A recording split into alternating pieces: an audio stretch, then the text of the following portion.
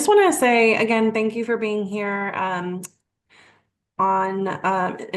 to and come to our September Lunch and learn about Guide and their program today. But I also just want to acknowledge that today is already a very sad day in general, just remembering 9/11 and all that goes with it. I'd just be remiss not to mention that. And that just in general as a nation, it's just a lot of sad things happening recently. And so just want to, say take care of yourselves, and take some time for yourself to, just reflect on it or try to take your mind off of everything that's going on if you can. But with that being said, I'll go ahead and just let you know we do record these meetings. They go on our website. Um, and I will be sending a follow-up email. So anything that we discussed today, any resources or additional links, will be sent in that follow-up. We also have a Q&A towards the end of the presentation. So if you have any questions, please write them down and you can ask our presenter at the end. And we will get started. So I am happy to introduce Andrew Williamson. He is the program coordinator for Guides. So that's Gwinnett United and Drug Education's LGBTQIA plus alcohol harm reduction program. And I will hand it over to you, Andrew.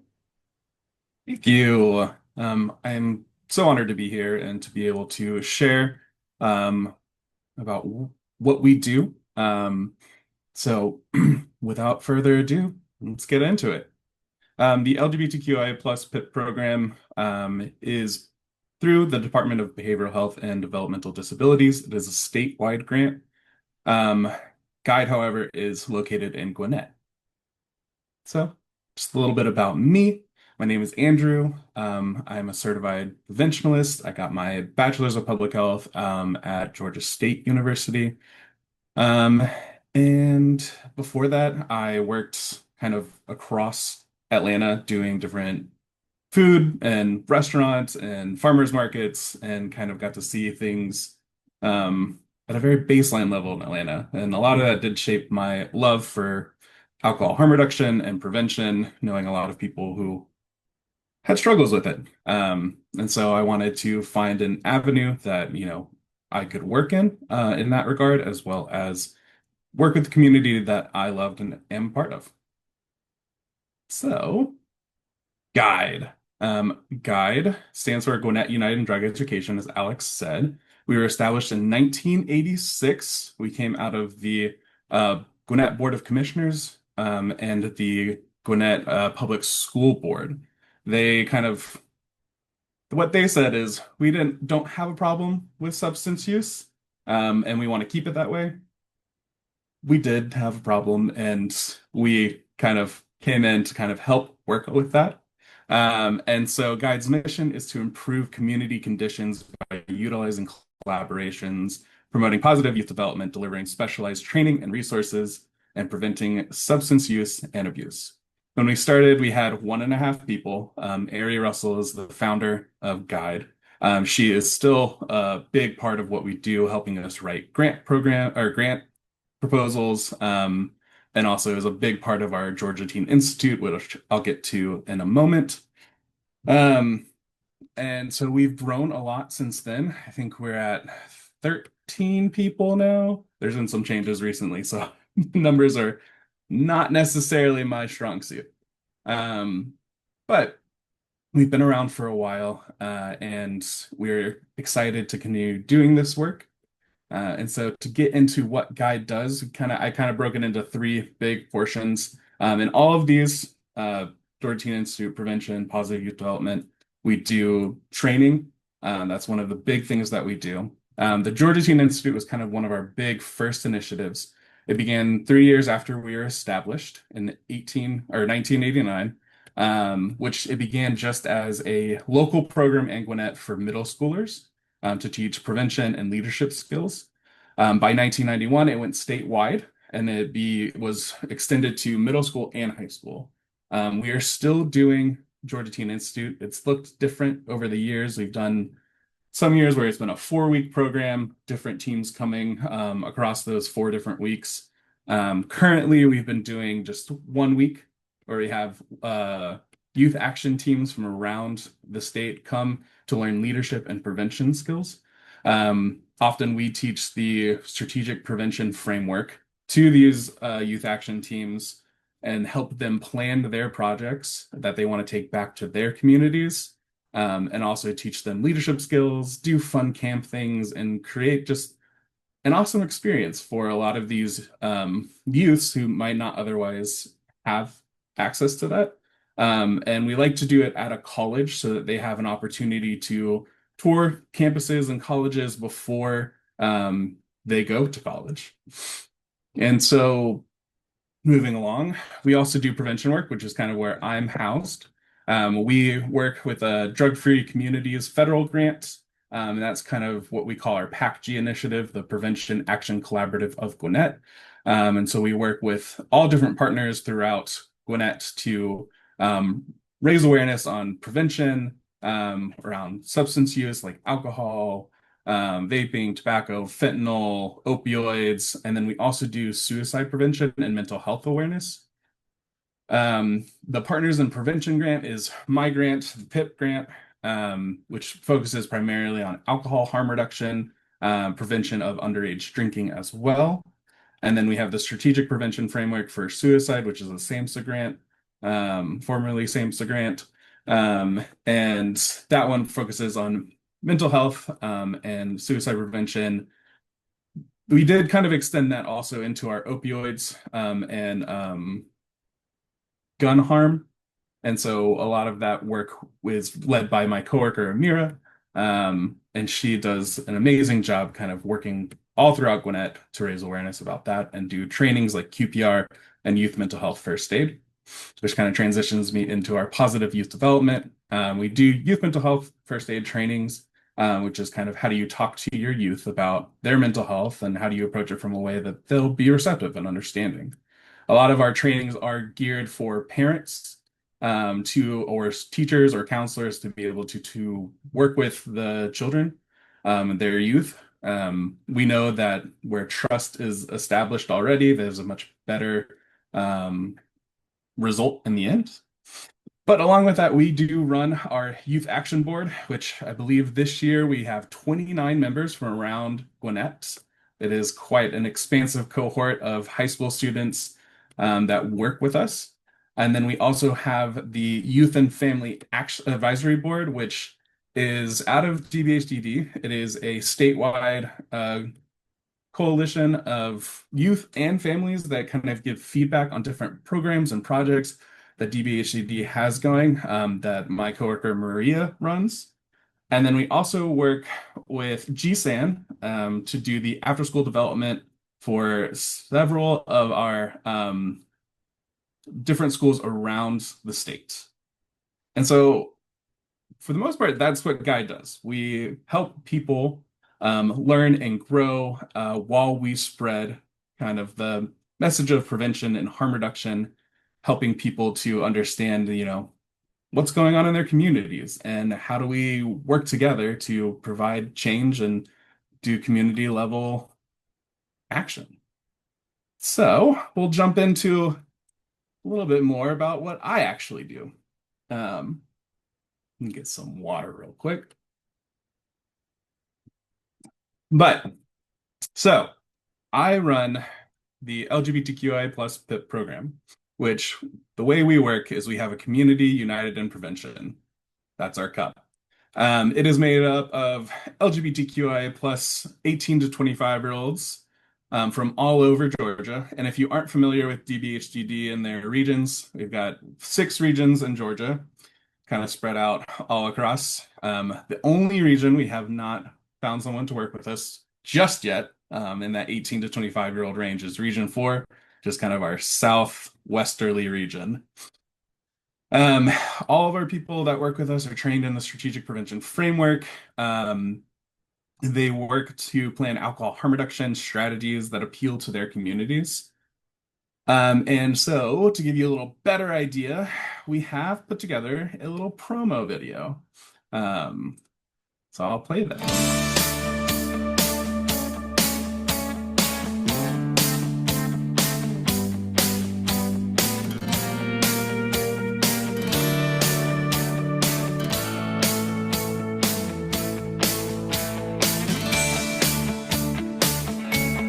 Hi, my name is Liesel and I use she, her pronouns. I've been a part of the LGBTQIA plus Community United in Prevention project for about a year and a half now. Some of my favorite memories from being involved in this project organization has been, volunteering at different events from Pride to resource fairs and just being able to spread awareness around alcohol use from a harm reduction perspective. And also just being able to be in community with people, being able to network, being able to meet other people in the queer community, and just being a part of an organization that backs something that I really believe in and that I think is important.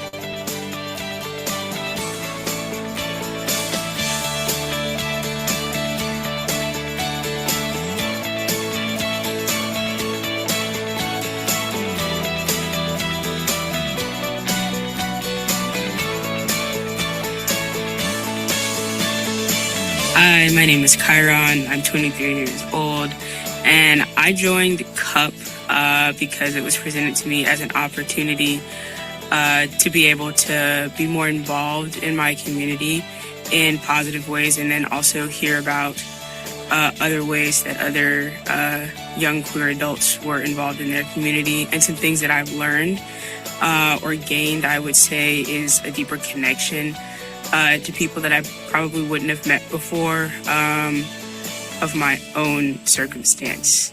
So yeah.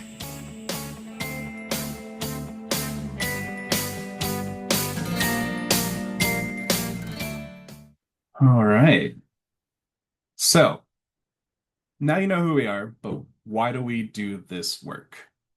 Um, Now I will say data is hard to come by for this population, especially in the 18 to 25-year-old range. Unfortunately, a lot of what we have to pull from is limited in a lot of capacity. But what we do know, especially around mental health, is that 39% of LGBTQIA plus youth seriously consider attempting suicide in the last year, and that 56.9% of LGBTQ youth have been verbally or physically harassed in the last year as well. And 57.4% of LGBTQ youth have reported at least one negative or rejecting experience in their lifetime. Now, the reason I bring this up is because of what I would hope everyone knows is ACEs, the adverse childhood experiences. And what we know from that is the more of those ACEs that you have, the higher you are at risk for negative outcomes in as an adult. Primarily, or a lot of that is around substance use and alcohol. And so, again, what we have to pull from is primarily just the LGB, which is lesbian, gay, and bisexual data. Don't necessarily have a whole lot on trans, queer, or a lot of the other identities. But we do know from the national studies is that 36.1% of LGBT adults engage in binge drinking as compared to 26.7% of heterosexual adults. And one third of gay males and bisexual males and females have had a substance use disorder in the last year. And that's like huge. One third of our population is struggling with substance use. And I mean, I can only imagine how much a lot of our other identities are also affected by this. And so that's one huge reason that like we saw this disparity and the need to create a program that's raising awareness and providing information and trying to do something for our community. And then lastly, we know that 43% of LG and B had a mental illness in the last year as compared to 22% of their heterosexual peers. So, how do we combat these disparities? We did several readiness reports as we were getting ready to, roll out this program. And in the first year, we did a report on a lot of evidence-based individual level strategies that might be able to be adapted for this population. And as we did our community readiness, we at the beginning learned that we scored a 2, which is basically saying that we use the triathnic model, by the way. But this basically says that there's a denial or resistance to the issue. Basically, people don't think there's a problem, they're not ready to work with it or deal with it. And so what that tells us is that we have to educate. We have to talk about what's going on in our different communities, provide that information, help people become aware that there's a need here.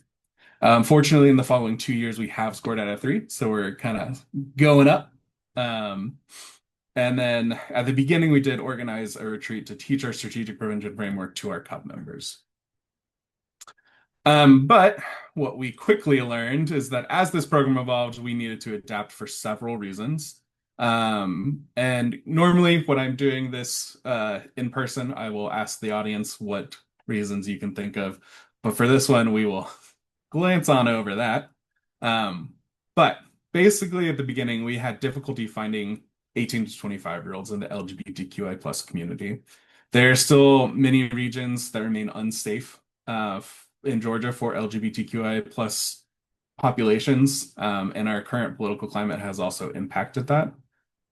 We also, at the beginning, had a difficult time creating the right message to attract 18 to 25-year-olds to this opportunity. We had several instances where an adult would get us a meeting with a GSA or something around a college campus, and even though we offered money for them to talk to us, they declined. The trust was not built there, and we had not gotten into good graces with these different communities. And so we had to pivot and figure out what could we do. And then also in working with college campuses, we were told they already got education. They didn't necessarily need more, even though it wasn't specific to the LGBTQI plus community. A lot of colleges did not want us coming in and doing a new kind of education on top of what they were already doing. So with that lack of interest from many colleges and universities, already had their alcohol programs, the new restrictions on DEI, and there's also just a decrease in enrollment in colleges across the board. We had to think of a different way. How do we work more in the communities outside of colleges or around colleges instead of working directly in those campuses? So what we did to adapt, we chose to meet people where they were, focus on community engagement. One of our big primary starting points was working with the Georgia Safe Schools Coalition, which this is the big coalition that helps coordinate all of the gay straight alliances or can't remember the other name, those types of clubs in high schools, because eventually most high school students will become 18 to 25-year-olds.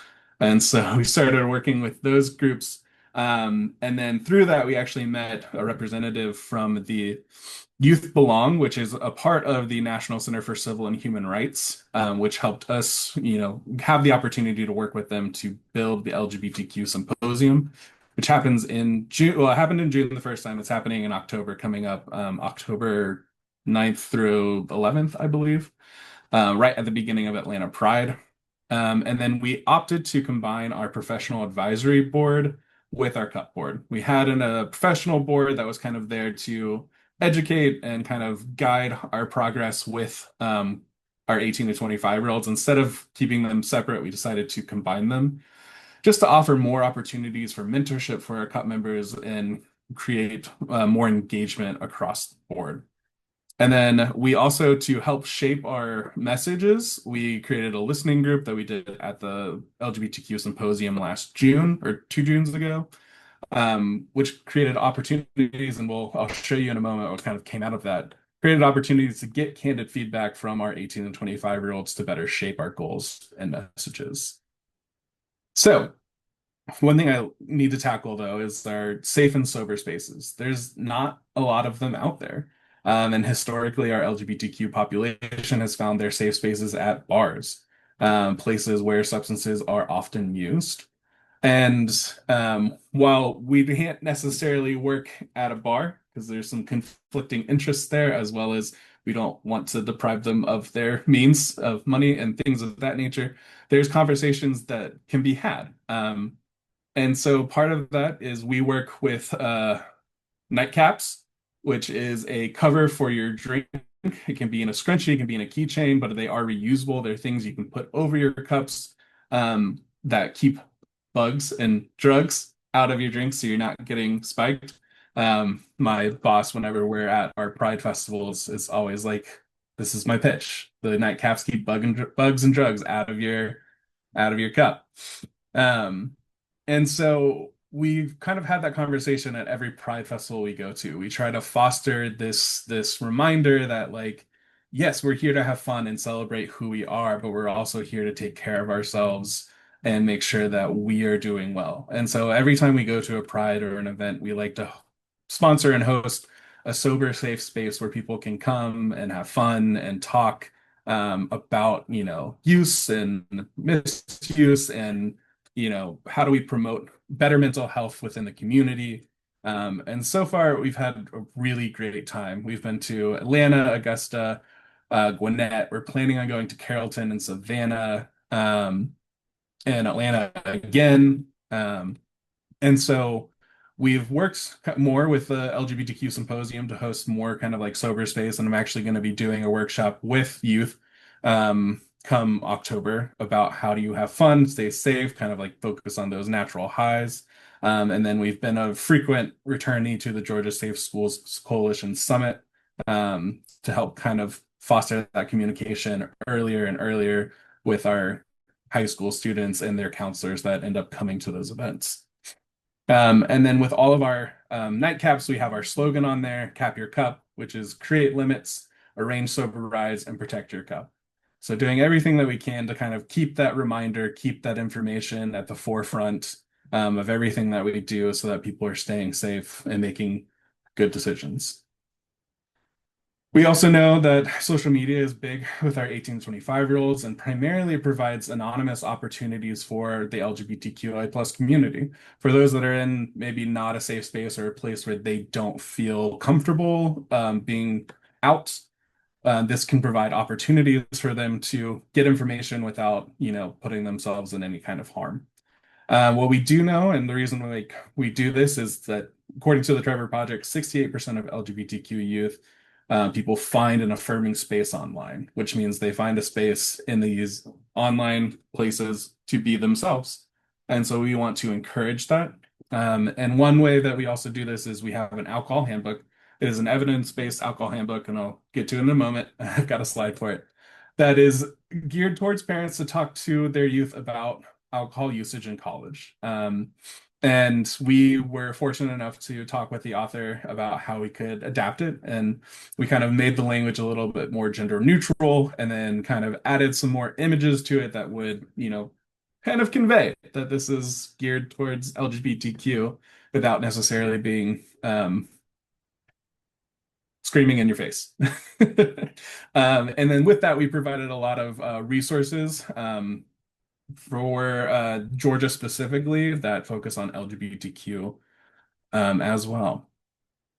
And so we, on top of that, also worked with Just Not Worth It. They're an idea engineering program that does social media campaigns around substance use. And so I'll go ahead and play this, but I think it's great. And our youth loved this video when we did the listening group.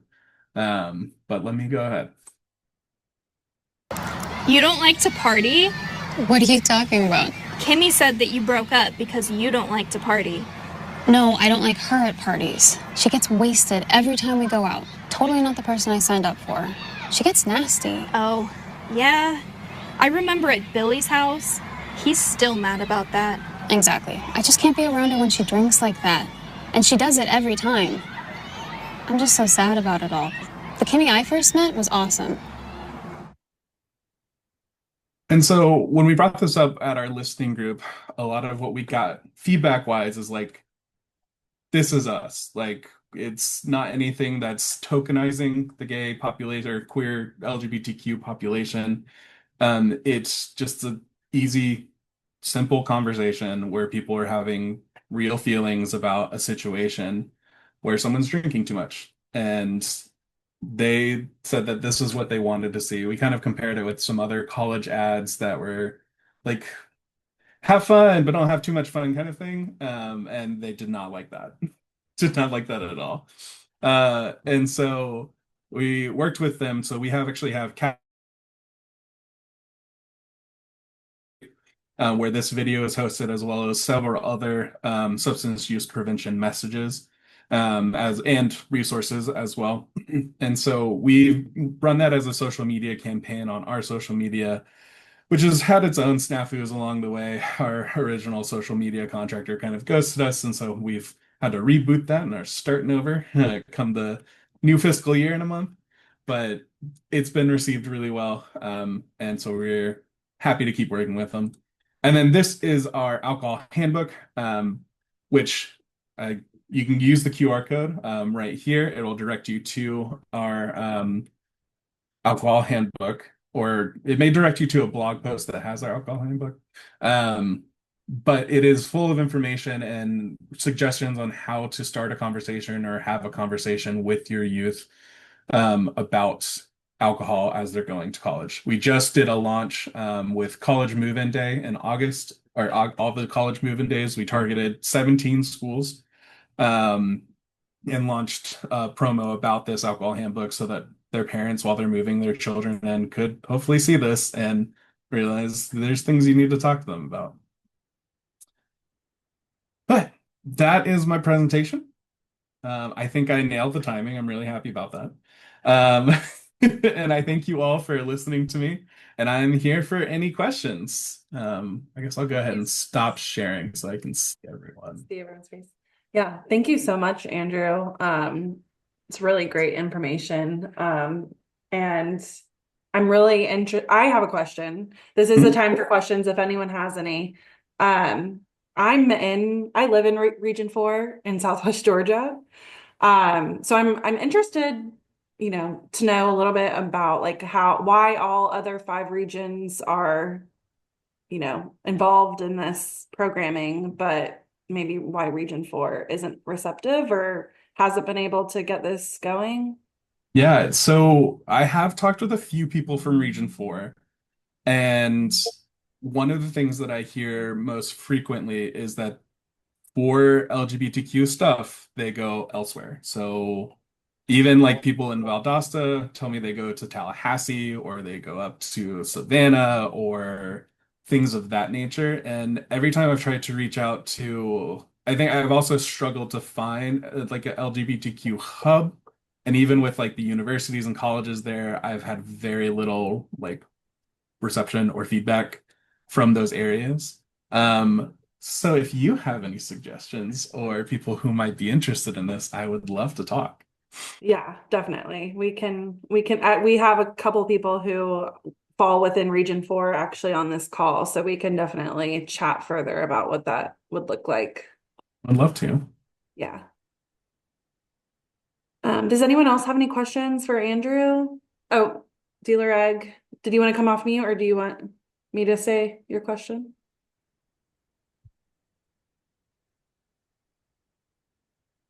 Had to find the unmute button. No, I was just no, I was just asking, will the guide that he just showed, will that be in the email that is sent out later, or can it be placed in the chat? Yeah, the whole presentation will be included Okay, awesome. along with any of the resources that was shared. Yeah. Awesome. Thank you. Yeah. And Kamisha said, great presentation, Andrew. Shout out to Gwinnett. She's with Yeah, Kamisha. Kamisha's in Gwinnett the, Coalition. assuming you're in the office across from ours right now. I surely am.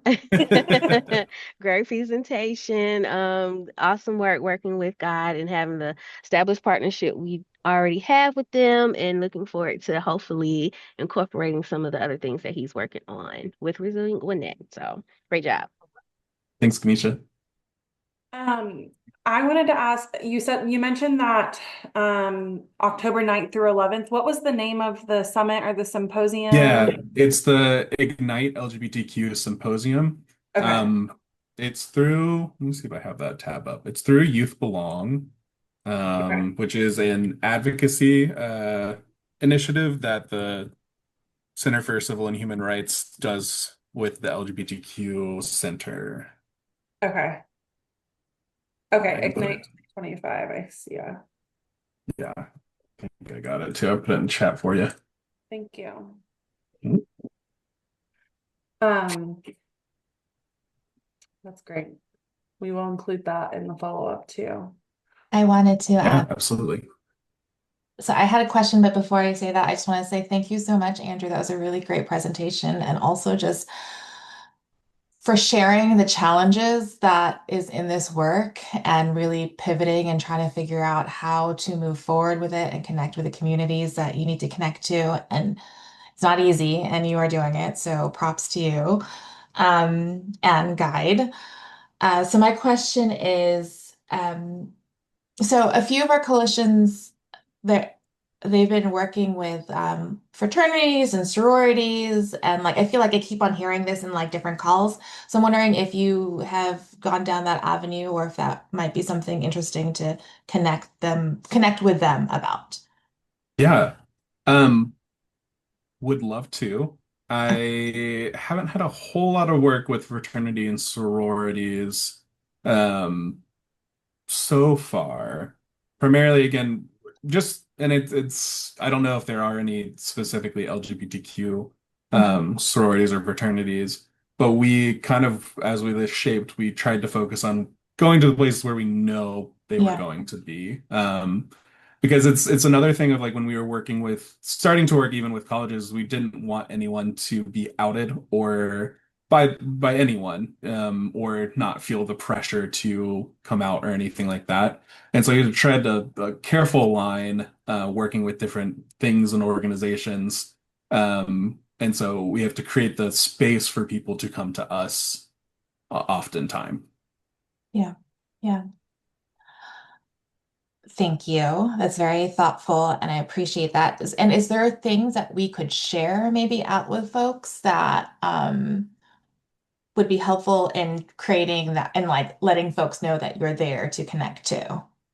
Yeah, I will pass along some of our social media like promos Yeah. with Just Not Worth It. Because I'm working on making sure that at every festival and event that we're at, we have linkage like signs that will kind of tie the things together so that if people see the ads, then they'll see us at these events and it'll all connect. So I'll share that stuff with y'all as well.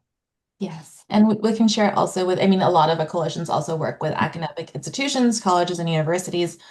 One of our coalitions, it's co-led by University of West Georgia. And so we'll be sure to share that. Yeah, awesome. And you said you're going to be in Carrollton soon, right? Yes, Okay. on the 4th. Carrollton's Pride is on the 4th. We have actually one representative from West Georgia that will be there, and then my boss, Michael Davis, will be there as well. Oh, cool. Awesome. We should, if you're not already connected to Bridget, she's our We co-leader. are. Okay, Yeah. cool. Oh, cool, cool. Okay. Of Done. course she is. You're already. Good. Yeah, Michael's known Bridget for a long time. Okay, very good. Good. Awesome. Um, does anyone else have any questions or anything they'd like to add or suggestions of how to get Andrew connected in your communities?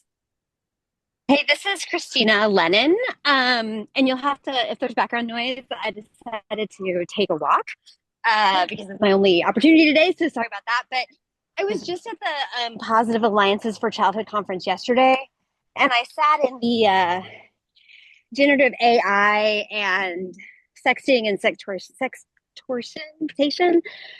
class, and they were talking about 1,000% increases in year over year numbers for that type of activity. And I was just wondering if you were seeing that come across your radar and kind of what resources you had, or like if that was just had become an issue for you. Really kind of just tech bullying or kind of tech issues for people as generative AI becomes more of a problem.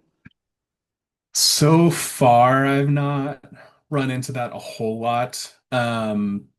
And I mean, we always have moderators for any of the things that we post. So if comments or things like that become problematic, someone's there to take care of it and watch it.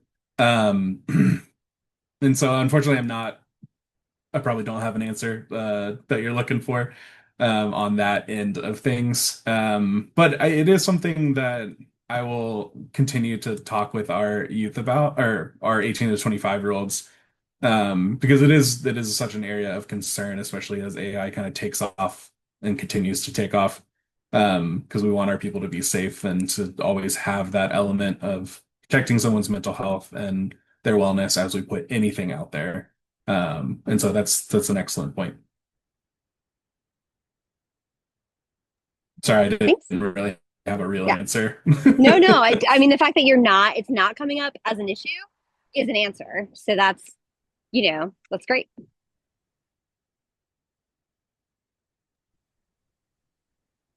So I also love the video that you shared and how you got the feedback of the youth, of the youth, of youth.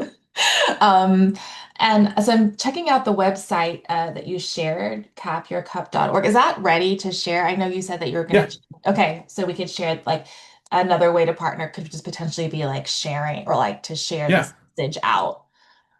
Fabulous. We'll be sure to put it all in the follow-up. But it's just, I mean, it has really great like sort of like prompts of like if you know, that you could learn more information about. So yeah,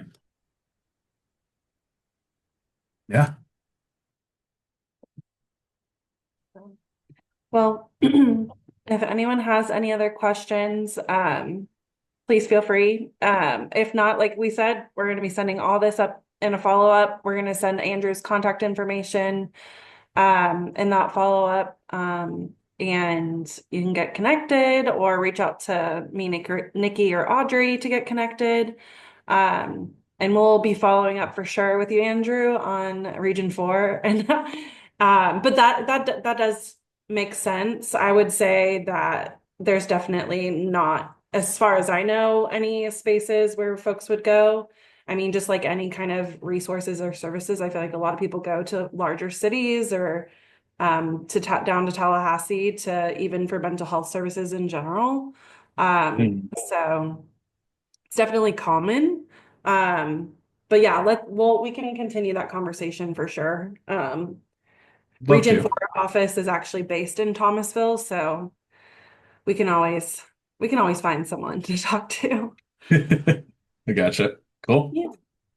Awesome. Well, thank you again. We appreciate you so much. And I hope everyone has a wonderful day. And please, again, take time for yourself. There's a lot going on in current events. So just be well, and we will see you all next time. Thank you all. Thank you. Thank Thank you, you. Andrew. Bye. Thank you. Bye, everyone.